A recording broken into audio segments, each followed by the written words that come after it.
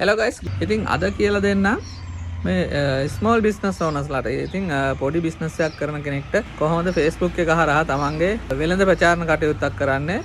ඉතින් මේකට අපිට Facebook එකෙන්ම දීලා තියෙන හොඳ option එක Facebook boosting කියලා. ඉතින් කට්ටිය ගොඩක් අහනවා Facebook boosting කරන්නේ කොහොමද? Facebook එකේ ad එකක් කරවන්නේ කොහොමද කියන දේ ගැන. ඉතින් අද මම කියලා දෙන්නම් Facebook එකෙන් ඔයාලගේ business එක develop කරගන්න.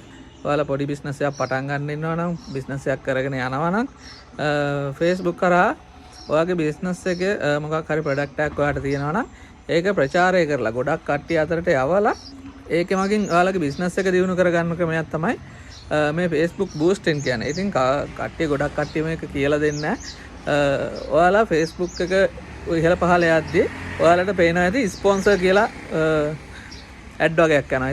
ඉතින් ඔය ඔන්ලයින් ප්‍රොඩක්ට් එහෙම ගොඩක් මේ දේ තමයි කරන්නේ. Facebook කරා ඩොලර් ගෙවලා ඉතින් අපි සල්ලි ගෙවන්න ඕනේ Facebook එකට. ඊට පස්සේ Facebook එකෙන් අපි දාන ඇඩ් එක අපිට අවශ්‍ය කට්ටිය අතරට යවනවා.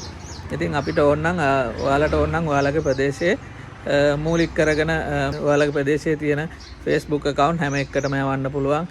ඔයාලට මේකේ වයස තෝරලා යවන්න පුළුවන්. ඔයාලගේ මොන වගේ කැටගරියක්ද කියලා තෝරලා යවන්න පුළුවන්.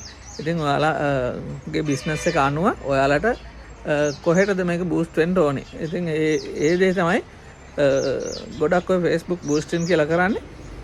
ඉතින් මේක අද කියලා දෙන්නම්. මේක හැමෝටම කරන්න පුළුවන් පොඩි සිම්පල් ස්ටෙප් ටිකක් තියෙන්නේ.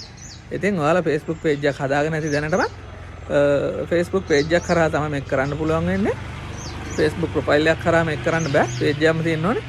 ඉතින් ඔයාලා Facebook page එකක් හදාගෙන මම වීඩියෝ සීරීස් එකක් විදිහට දාන්නම්. නැත්නම් ගොඩක් දිග වීඩියෝ විදිහට දාන්න බෑ මේක.